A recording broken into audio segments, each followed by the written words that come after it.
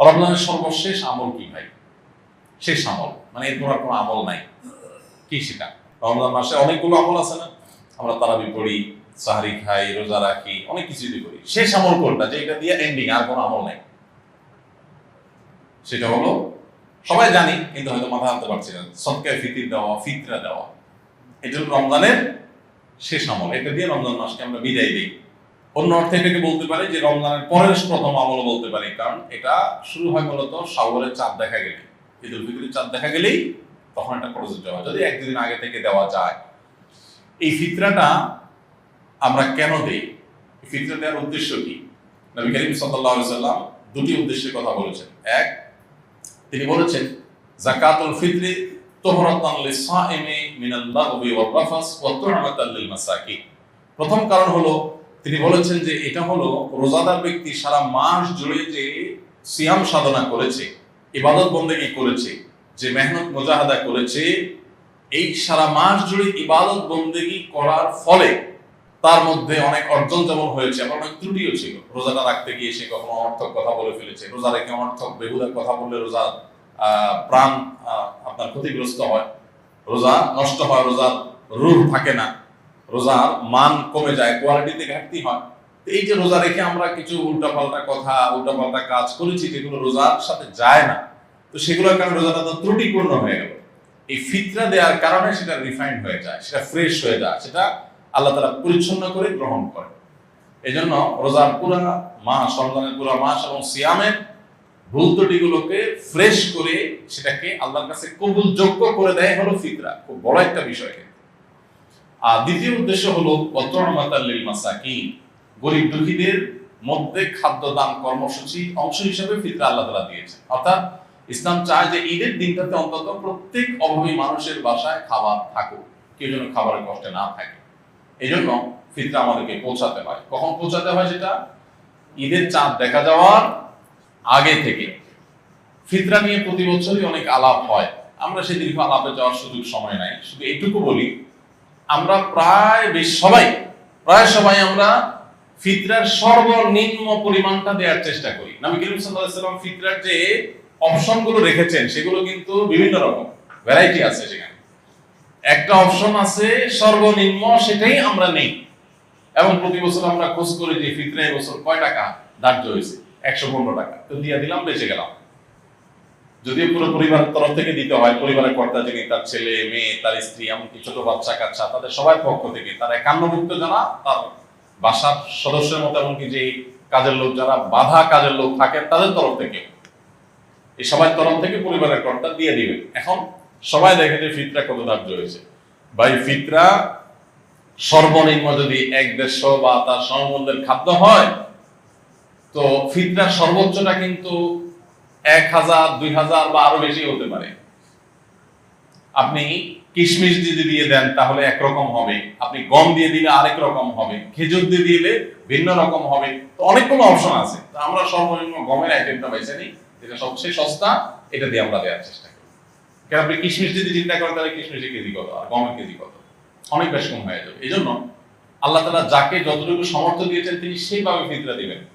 এবং ফিতরা হিসেবে যদি আপনি খাদ্য দেন অথবা নগদ টাকা দেন, আমার পরামর্শ হবে ওয়াজিব ফিতরা তো ওইটাতে আদায় হয়ে যাচ্ছে, এটা কোনো সন্দেহ নাই। নফল হিসেবে যেহেতু ফিতরার উদ্দেশ্য গরিবের বাসায় খাবার পৌঁছানো, সেই যুগে নবী সাল্লাল্লাহু আলাইহি সাল্লামের সময় গরিব শুধুমাত্র এই প্রিন্সিপাল ফুড এগুলোর উপর নির্ভর করত। চাল, ডাল, আপনার ডাল তো না, আপনার গোশত অথবা আপনার আটা, ময়দা কিংবা গম, এগুলোর উপরে নির্ভর করতো মানুষ। কিন্তু এখন মানুষের জীবনের যে আপনার জীবন ধারণের যে পদ্ধতি, প্রক্রিয়া, মানুষের যে লাইফস্টাইল, সেটাতে যথেষ্ট পরিবর্তন হয়েছে। তো ঈদের দিনে গরিবের হাসি, গরিবের আপনার আনন্দ, এটাকে পরিপূর্ণতা দেওয়ার জন্য আমার পরামর্শ থাকবে যে ফিতরা হিসেবে যা দিচ্ছেন আপনি, এক্সট্রা হিসাবে, এটা ফিতরার অংশ না, বোনাস হিসেবে, নফল হিসাবে আপনি তাকে পারলে 2 কেজি মুরগি কিনে দেন। গরুর গোশত অনেক দাম, 1 কেজি গরুর গোশত, 2 কেজি গরুর গোশত কিনে দেন, একটু পোলাও চাল কিনে দেন, একটু সেমাই চিনি কিনে দেন। আমি প্রতি বছর এই কাজটা করি আলহামদুলিল্লাহ। ফিতরা যা করা, এর বাইরে একটা গরিব পরিবারের ঈদের আনন্দ হওয়ার জন্য, বাসায় ভালো খাবার দাবার প্রস্তুত করার জন্য যা যা দরকার, তার একটা প্যাকেজ একটা প্যাকেট তাদের বাসায় পৌঁছে দেন, তাহলে তাদের আনন্দটা 16 কলায় পরিপূর্ণ হবে ইনশাআল্লাহ। এটা আমরা করতে পারি। বিশেষ করে দ্রব্যমূল্যের ঊর্ধ্বগতির এই সময়ে অনেক মানুষ যারা আমাদের কাছে মুখ ফুটে বলতে পারছে না, অনেক কষ্টে আছে।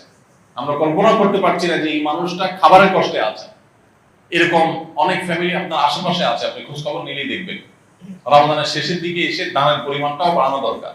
তারই অংশ হিসাবে আমরা ফিতরাটার পাশাপাশি আরো বিভিন্ন খাদ্য আইটেম গুলো গরিবের বাসা, বিশেষ করে ছোট বাচ্চা কাচ্চা থাকে, তার জন্য ঈদের একটু কাপড় চোপড় পাঠায় দেন।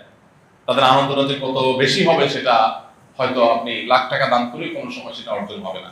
সবসময় নগদ টাকা দান করলে সব বেশি হয় তা কিন্তু না। আমি সৌদি আরবে দেখেছি কিছু মানুষকে, সেখানে অদ্ভুত অদ্ভুত মানে নেকামলের প্রতিযোগিতাকারী মানুষদেরকে দেখতাম, যেটা মানে কল্পনাও করা যায় যে মানুষ কত ভালো কাজের জন্য খোঁজে।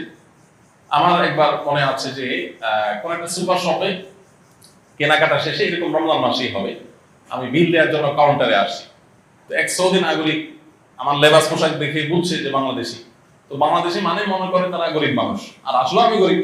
তো আমার পিঠে এরকম আস্তে করে আলতো করে হাতটা রাখছে খুব সুন্দর করে, মানে যেটাতে আমি মানে রাখার তো একটা ধরন আছে, আস্তে করে পিঠের উপরে হাতটা রাখছে, মানে খুব কোমলতার সাথে, স্নেহের সাথে, স্নেহের পরশে হাতটা রাখলাম। আমি ফিরে তাকালাম, দেখি যে একজন সৌদি নাগরিক, আমি চিনি তাই। তো সে বলতেছে যে যদি তুমি মনে কিছু না করো, তোমার বিলটা আমি দিতে চাই। আমি দুনিয়ার বাজার করছি, হয়তো ঈদের জন্য বাজার হয়েছে, তো কয়েকশো রিয়াল হয়েছে। উনি বলেন যে যদি কিছু মনে না করেন আমি দিতে চাই, হাদিয়া, গিফট, জাস্ট গিফট। কি বলা যায়, গিফট দিবে, নিষেধ করতে কিছু নেই, বলো ঠিক আছে। তখন উনি দিলেন। আমার কাছে আইডিয়াটা খুব ভালো মনে হলো। আপনি বাজারে চলে যান, বাজারে যে দেখবেন বহু মানুষ মাছ বাজারে কাচুমুচু করছে, ছটফট করতেছে, একবার এই মাসালার কাছে আবার ওই মাসালা যায়, তার মানে বাজেটের সাথে তার চাহিদা বা প্রয়োজনের মিলাতে পারছে না বেচারা। এই লোকটাকে ওইরকম পেছন থেকে আলতো করে হাত বুলিয়ে তাকে একটু বলেন, ভাই আমি আপনার এই মাছের বিলটা দিতে চাই, যদি আপনি মনে হচ্ছে না করেন। আপনি দেখেন যে কোন একটা বাচ্চা, গরিবের বাচ্চা, সে হয়তো কোন একটা মুদি দোকানের পাশ দিয়ে ঘুরছে, কোন একটা খাবার দোকানের পাশ দিয়ে ঘুরছে, বারবার কাচুমুচু করছে, খেয়াল করেন, তাকে ওই খাবারটা একটু কিনে আপনি হাতে তুলে দেন।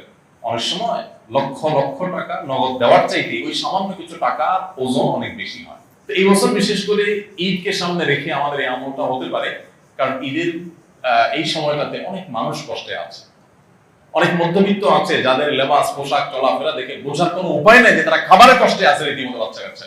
আমি রমজানের শুরুর দিকে আহ্বান করেছিলাম যে একটা মাছ কিনে দেন, একটু শাড়ি করতে পারে বাচ্চাদেরকে সাথে নিয়ে, একটু মুরগি কিনে দেন, একটু গরুর গোশত কিনে দেন। এমন আছে যে গত রমজানে গরুর গোশত খেয়ে, কোরবানিতে গরুর গোশত খেয়েছে, এ পর্যন্ত আর গরুর গোশত কিনে খেতে পারেনি। তাকে আপনি 2 কেজি গরুর গোশত দিলে তার বাসায় আনন্দটা কোন পর্যায়ে চলে যাবে।